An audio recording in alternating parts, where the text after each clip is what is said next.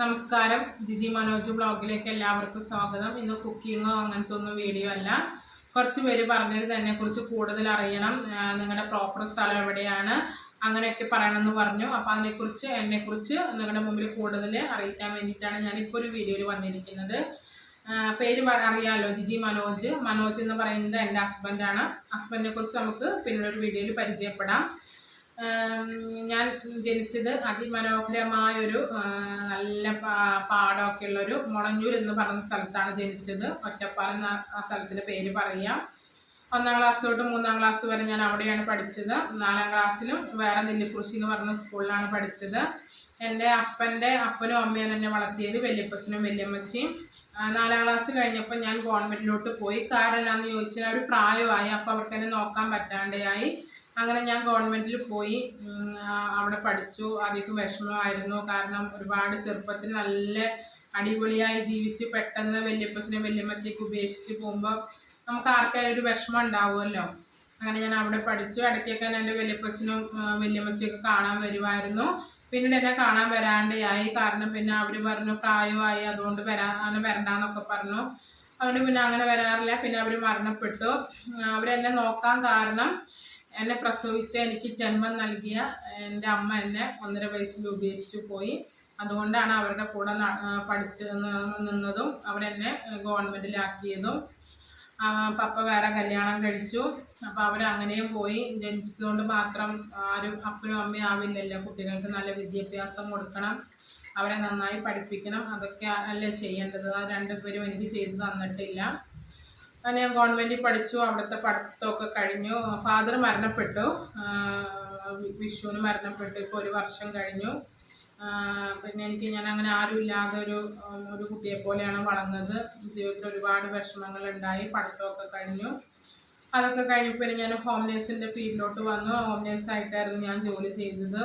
അവിടെ ഒരു മേഡം ഉണ്ടായിരുന്നു. അവരെന്നെ നല്ലതുപോലെ നോക്കി, ഒരമ്മയെ പോലെ. ഇപ്പോഴും ഞങ്ങൾ രക്തം കൊണ്ട് പോലും അവർ ആരുമല്ല, രക്തബന്ധം പോലുമല്ല. അവർ നന്നായി സപ്പോർട്ട് ചെയ്തു. ഇന്നും എൻ്റെ മകൾക്കും ഇന്നും എനിക്ക് എപ്പോഴും ഒരു സഹായം അവർ എത്തിക്കാറുണ്ടാവും. ഞാൻ എന്താണെന്ന് പറയുന്നില്ല. ആ മേഡമാണ് ഞാനിങ്ങനെ യൂട്യൂബ് ചാനലൊക്കെ തുടങ്ങാൻ കാരണം എപ്പോഴും പറയും ജിജിക്ക് അതിനുള്ള കഴിവുണ്ട്, ജിജി എവിടെയെങ്കിലുമൊക്കെ എത്തണം. എനിക്ക് ഒരുപാട് സ്വപ്നങ്ങളൊന്നുമില്ല. ഒരു നല്ല നിലയിൽ എത്തണമായിരുന്നു എൻ്റെ ആഗ്രഹം. ജീവിതത്തിൽ എനിക്ക് എന്താ പറയേണ്ടതെന്ന് അറിയില്ല. ചിലപ്പോൾ എനിക്ക് വിഷമം വരും. പിന്നെ ഓർഫനേജിൽ എനിക്കൊരു അമ്മയുണ്ടായിരുന്നു. എന്നെ കുഞ്ഞുപോലെ നോക്കുന്നൊരു അമ്മയുണ്ടായിരുന്നു. ആ അമ്മ മരണപ്പെട്ടു പോയി. എന്നെ അതുപോലെയാണ് എന്നെ അവർ വളർത്തിയത്. എൻ്റെ സങ്കടങ്ങളും എൻ്റെ വിഷമങ്ങളും എപ്പോഴും എൻ്റെ കാര്യത്തിനെക്കുറിച്ചായിരുന്നു അവർക്ക് വിഷമം. എനിക്ക് ആരുമില്ലെന്നൊരു ധാരണ അവർക്ക് ഉണ്ടായിരുന്നു. അപ്പോൾ അവരും മരണപ്പെട്ടപ്പോൾ ഞാൻ ആരുമില്ലാത്ത ലിസ്റ്ററിന് മരണപ്പെട്ടു. എനിക്ക് എന്ത് പറയണമെന്ന് അറിയില്ല. ഞാൻ ഒരുപാട് കരയും. എനിക്ക് അങ്ങനെ ഒരാളുടെ മുമ്പിൽ അങ്ങനെ കരയാനൊന്നും എനിക്ക് ഇഷ്ടമില്ല. ഇതൊക്കെ ഞാൻ ഒരുപാട് സന്തോഷത്തോടു കൂടിയാണ് ഞാൻ നേരിട്ടത്. ഹോം നേഴ്സിൻ്റെ ഫീൽഡിലായി. പിന്നെ ഇങ്ങനെ കല്യാണം കഴിക്കണം എന്നൊക്കെ ആദ്യമൊന്നും എനിക്ക് താല്പര്യമില്ലായിരുന്നു. പിന്നെ എൻ്റെ ഫ്രണ്ട്സും അങ്ങനെ കുറച്ച് പേരൊക്കെ പറഞ്ഞു കല്യാണം കഴിക്കണം, ആരും ഇല്ലല്ലോ നോക്കാനെന്നൊക്കെ പറഞ്ഞു. അങ്ങനെ കേരള മാട്രിമോണിയിൽ പരസ്യം ഇട്ടു. ഒരുപാട് പേരെന്നെ കല്യാണം കഴിക്കാൻ വന്നു. അപ്പം അവർ പറഞ്ഞത് എൻ്റെ ഫാമിലി ബാക്ക്ഗ്രൗണ്ട് ശരിയല്ല, എനിക്ക് ഭയങ്കര തടിയാണ്, ഇങ്ങനത്തെ കുട്ടീനെ ഞാൻ കല്യാണം കഴിക്കാൻ താല്പര്യമില്ല. ഞാൻ ഒരുപാട് അനുഭവിച്ചു. കാരണം എൻ്റെ ഫാമിലി അങ്ങനെ ആയതുകൊണ്ട് നമുക്ക് ഒരാളുടെ ഇതിന് വരുമ്പോൾ അറിയാമല്ലോ എല്ലാവർക്കും. ഒന്നും ഞാൻ പറയണ്ടല്ലോ അതിനെക്കുറിച്ചൊക്കെ വിശദമായിട്ട്. അങ്ങനെ പറഞ്ഞിട്ട് അങ്ങനെ ഒരുപാട് പേര് വന്ന് അങ്ങനെ ഞാൻ അണിഞ്ഞൊരുങ്ങി നല്ല സുന്ദരിക്കായിട്ട് നിൽക്കുമായിരുന്നു. പക്ഷെ എല്ലാവരും പറ്റില്ല എന്ന് പറഞ്ഞാൽ പോവുക. അങ്ങനെ അവസാനമാണ് മനോജ് എന്ന് പറഞ്ഞൊരാൾ വന്നത്. അദ്ദേഹം സ്ത്രീധനമൊന്നും മേടിക്കാതെ എന്നെ വിവാഹം കഴിച്ചു. നല്ല മാന്യമായി നല്ല അന്തസ്സായിട്ടാണ് വിവാഹം കഴിച്ചത്. ഒരുപാട് സന്തോഷത്തോടു കൂടി ജീവിക്കുന്നു.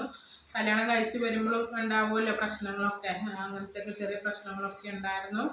പക്ഷെ ഇപ്പോഴും ജീവിതത്തിൽ എനിക്ക് ഹസ്ബൻഡ് സപ്പോർട്ടീവാണ്. വഴക്കൊക്കെ ഞങ്ങൾ കൂടും. എന്നാലും അദ്ദേഹം എന്നെ സഹിക്കുന്നതിന് അദ്ദേഹത്തിന് അവാർഡ് കൊടുക്കണം. നല്ലൊരു ചേട്ടായിയാണ് എനിക്ക് കിട്ടിയത്. ദൈവം സഹായിച്ച് ഒരു മകളും ഉണ്ട്, LKGയിൽ പഠിക്കുന്നു. വിഷമമുണ്ട്. കാരണം അപ്പനും അമ്മ ജീവിച്ചിരുന്നിട്ട് പോലും ഇന്നും ഇപ്പം എൻ്റെ മകള് LKGയിലാണ് പഠിക്കുക. ഇന്ന് വരെ ആ സ്ത്രീ എൻ്റെ കൊച്ചുമകളെ കാണാനോ ഒന്നും. എനിക്ക് 23 വയസ്സായപ്പോഴാണ് എന്നെ അവർ കാണാൻ വന്നത്. പക്ഷേ 1.5 വയസ്സിൽ ഉപേക്ഷിച്ച് പോയ ഒരു സ്ത്രീനെ ഞാൻ 23 വയസ്സിൽ ഞാൻ കാണണം. ഒരു അമ്മയില്ലാത്തതിൻ്റെ ദുഃഖം നിങ്ങൾക്ക് അറിയാമല്ലോ. അതൊക്കെ ഞാൻ ഒരുപാട് അനുഭവിച്ചു. എൻ്റെ കുട്ടിക്കാലത്ത് നിനക്ക് അമ്മയില്ല, അപ്പനില്ല, ഒരുപാട് പേര് അങ്ങനെ പറഞ്ഞിട്ടുണ്ട്. നമ്മുടെ ജീവിതത്തിലെ അനുഭവങ്ങൾ വരുമ്പോഴേ നമുക്ക് അതിൻ്റെ വിഷമങ്ങളും ദുഃഖങ്ങളും ഒക്കെ അറിയുള്ളൂ. ഞാൻ എപ്പോഴും ചിരിച്ചിരിക്കുന്ന ഒരു മുഖമായിരിക്കും നിങ്ങൾ കാണുക. പക്ഷെ ചിരിച്ചിരിക്കുന്നവരുടെ മുഖത്ത് ഒരുപാട് വിഷമങ്ങൾ ഉണ്ടാവും. കരയാൻ ഞാൻ ആഗ്രഹിക്കുന്നില്ല. അതുകൊണ്ടാണ് എന്ത് പറയണമെന്ന് എനിക്കറിയില്ല.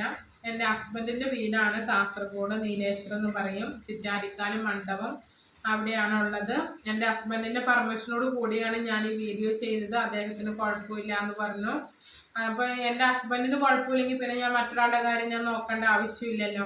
ഞാൻ യൂട്യൂബ് ചാനൽ തുടങ്ങാമെന്ന് അറിഞ്ഞപ്പോൾ നമ്മുടെ കുടുംബത്തിലുള്ളവർ തന്നെ പറഞ്ഞു അതെടുത്ത് ഇങ്ങനെ പോസ്റ്റ് ചെയ്ത് വീഡിയോ വേറെ പണിയിൽ നമ്മൾ ഒരുപാട് നെഗറ്റീവ് ചിന്തകൾ നമ്മളോട് പറഞ്ഞിട്ടുണ്ട്. പക്ഷെ ഞാനത് തളർന്നില്ല. കാരണം ഹസ്ബൻഡ് എപ്പോഴും സപ്പോർട്ടീവാണ്. നീ വീഡിയോ ഇട്ടോന്നാണ് പറഞ്ഞത്. പിന്നെ ജോലി ചെയ്യുന്ന മാഡം ഭയങ്കര സപ്പോർട്ടീവാണ്. എൻ്റെ മകൾക്ക് ഇന്നും എനിക്കും എന്തൊരു സഹായം വേണമെന്ന് പറഞ്ഞാലും അവരെനിക്ക് അപ്പം എത്തിച്ചു തരും. അങ്ങനെ രക്തബന്ധം പോലും അല്ല അവർ. അപ്പോൾ ഒന്ന് ആലോചിച്ച് നോക്കണം. പിന്നെ എൻ്റെ കൂട്ടുകാരിയാണ്. 2 പേരും കാരണം കൊണ്ടാണ് ഞാൻ യൂട്യൂബ് ചാനൽ തുടങ്ങാൻ തയ്യാറായത്. പിന്നെ എന്നെ സ്നേഹിക്കുന്ന ഒരുപാട് സിസ്റ്റർമാരുണ്ട്, എന്നെ പഠിപ്പിച്ച സിസ്റ്റർമാരുണ്ട്, പേരൊന്നും ഞാൻ പറയുന്നില്ല. പിന്നെ ഒരുപാട് അമ്മമാരിങ്ങനെ കാണുമ്പോഴും അമ്മമാരൊക്കെ എല്ലാവരും ഉണ്ട്. അപ്പോൾ നിങ്ങളെന്നെ കൂടുതലൊന്നും എൻ്റെ വീഡിയോയിൽ പറഞ്ഞ് ഞാൻ വിഷമിപ്പിക്കുന്നില്ല. ഇതൊക്കെയാണ് എൻ്റെ വീഡിയോ. ഇനിയും ഹസ്ബൻഡിനെ കുറിച്ച് വേറൊരു വീഡിയോയിൽ കൂടുതലായിട്ട് ഞാൻ പറയാം. അദ്ദേഹത്തിന് ക്യാമറയുടെ മുമ്പിൽ വരുമെന്ന് എനിക്കറിയില്ല. വരികയാണെങ്കിൽ ഒരു ദിവസം നിങ്ങൾക്ക് എല്ലാവർക്കും കാണിച്ചു തരും. അപ്പം ഇതാണ് എന്നെക്കുറിച്ച് പറയാനുള്ള എൻ്റെ ജീവിതം. ഇത് നിങ്ങൾ ഒരുപാട് വീഡിയോ ഒന്നും അങ്ങനെ പ്രതീക്ഷിക്കരുത്. എനിക്ക് അങ്ങനെയുള്ളൊരു ഇതില്ല. സാധാരണ ഒരു ഒരു സ്ഥലത്തൊരു ചെറിയ വീട്, ചെറിയൊരു ഗ്രാമം, അങ്ങനത്തെയൊക്കെയാണ്. അപ്പോൾ സാധാ ഒരു ഇതിലാണ് ജീവിക്കുന്നതും. അങ്ങനത്തെ ഒരു വീഡിയോ പ്രതീക്ഷിച്ചാൽ മതി. അപ്പോൾ ഇത്രയും പറഞ്ഞുകൊണ്ട് ഞാൻ എൻ്റെ വീഡിയോ നിർത്തുന്നു. Okay, tata, bye bye, see U.